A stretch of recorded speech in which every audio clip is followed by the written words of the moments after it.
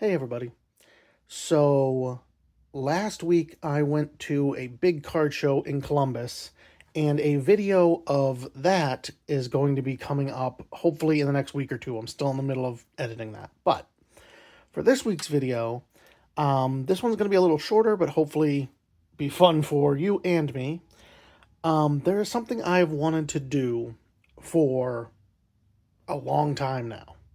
And I'm finally able to, because of the card show that I went to last week, I was able to pick up one of these.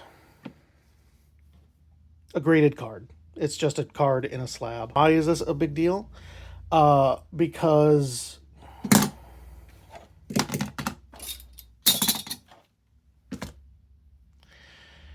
we're going to crack it. I have never gotten to crack a slab. I've always wanted to. It seems really fun. And a lot of the videos I've watched of people cracking slabs, they've they've made it look really difficult, and I never understood that. Like, why is it so hard? Now, I understand if you're cracking $1,000 card and you're working really diligently not to damage the card, that I get. But the process itself does not seem that difficult, and so I have a few different tools here that I want to try out. I've always wondered why people don't try sawing through it. That always seemed easier. I've also got a folding knife. Children, do not play with these. I've got the pliers that are usually what people end up going with, and this is my multi-tool. So, another pair of pliers. And yeah, we will see. We'll see what it takes to crack this slab. But I know what you're all wondering. What is this card that was so amazing that it was worthy of grading? But it's a Combusken.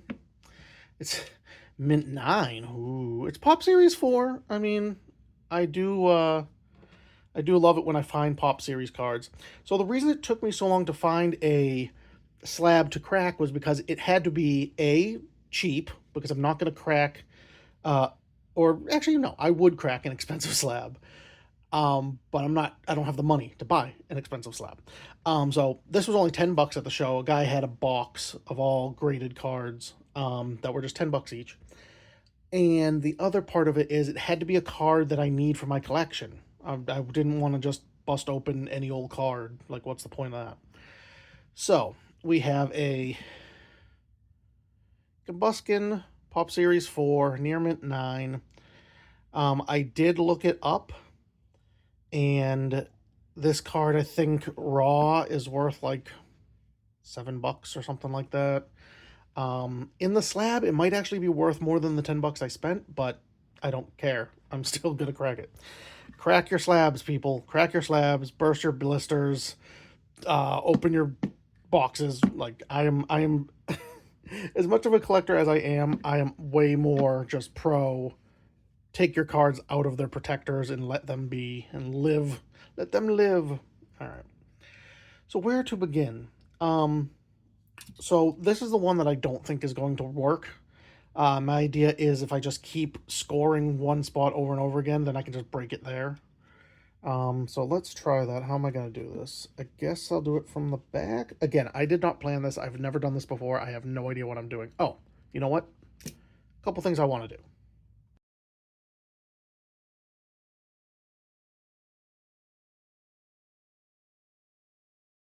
Okay, that's better. Safety first. Gloves on. I got glasses on. I moved my mat that I do not want to cut. So now we can begin doing this safely? I don't know. Let's see. I'm going to cut as close to the top as I can, because, again, I may not care about a card being in mint condition, but I'm not going to purposefully put a card in danger either. It's not the point. All right, so. Oh, look at that. Oh. Okay. And then, again. So, the first thing I'm noticing about doing it this way is cutting on the same line over and over again is not going to happen. Also, this would take for friggin' ever. So, no, we're not doing that. Okay. Test 1. Fail. Test 2. This is what I've always said. I don't know why people don't do it this way. All right, test 2, fail. All right, well, let's see about doing it the way everyone does it. Ready? Ooh, that was satisfying. Yeah. Now there are security things here, like security. There are things holding the card and paper in place here. But if I can get this top off, then I can just...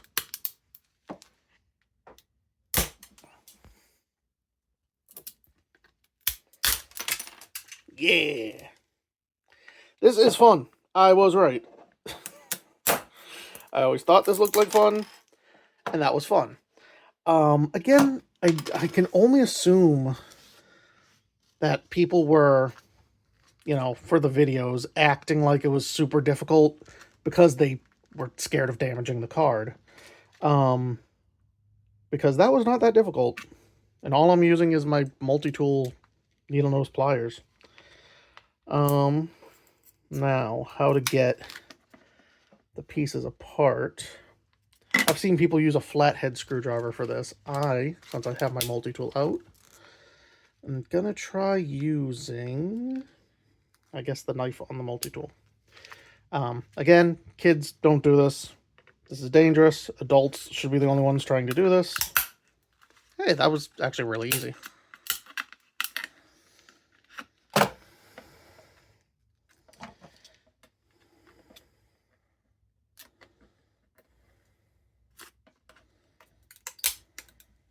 There we go. Another reason gloves are important is I would not be able to get my fingers in here without hurting them. Yeah. So yeah, that was not nearly as difficult as I think people made it look like, but also, I'm sure they just were trying not to damage their card, and I'm not that picky. So, I'm going to take the gloves off. I'm going to clean this up real quick, and then I'll be right back.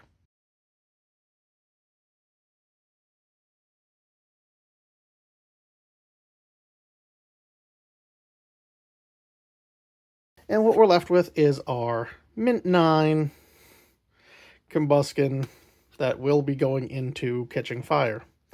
You can see there. Hopefully you'll stay focused. Focus. Come on. Come on. You almost did it. Anyway, it's Pop Series 4. I'm sure you trust me because the camera, you know what? Let's do it the other way. Pop Series 4. Yeah. So this will be going into Catching Fire. And speaking of Catching Fire, I have something else I want to show you. I want to do a little binder update. I have moved... Yeah, that's a little better. I have moved my collection, Catching Fire, out of the 9-slot Voltex binders and into the XL binders. The XL binders I was kind of hesitant to use because I was afraid they'd be too big and heavy to carry around if I wanted to bring the collection to shows or something like that. But these are actually a really nice size. I wouldn't go bigger than this. I definitely have thought about using the XXLs, and then that way for the whole collection I would only need like 3 binders. But no, I think this is the perfect size. So let me show you.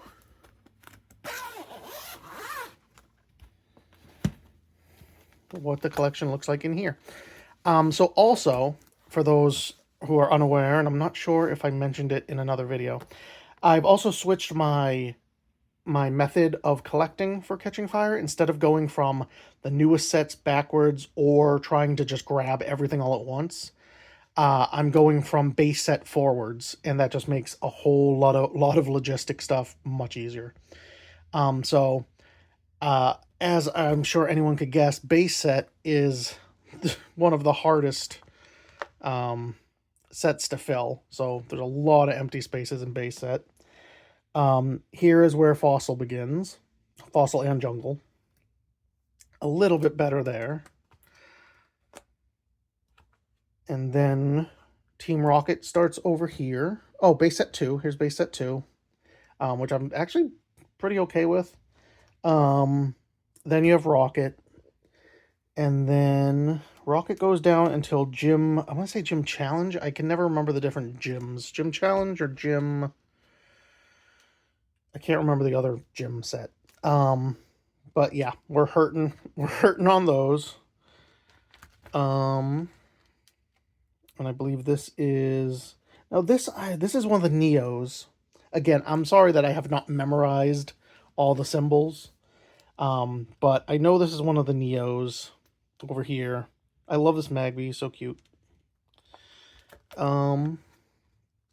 Yep, still that Neo. And I'm going to say another Neo. Yeah, and at this point, I really don't know what the symbols are, so I'm not going to be able to name off the sets. But you can see how much we're hurting in the vintage.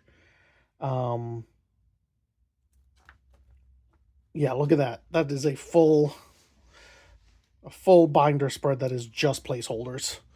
Yeah, I mean, 2 reasons. 1, vintage is harder to find.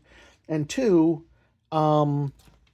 I just started. I really just started focusing on vintage. That card show I went to last week, I was lucky to find a bunch of vintage, but it was the first time I really went hunting for vintage. Wow, yeah, we are hurting, aren't we? Wow. And also, this card that we just cracked won't be going into this binder. Pop Series 4 is going to be in a separate binder. I haven't decided how I'm going to do that for those specialty sets. But yeah, it will go in the box of all the other cards that are waiting for a binder. Yeah, a lot of placeholders.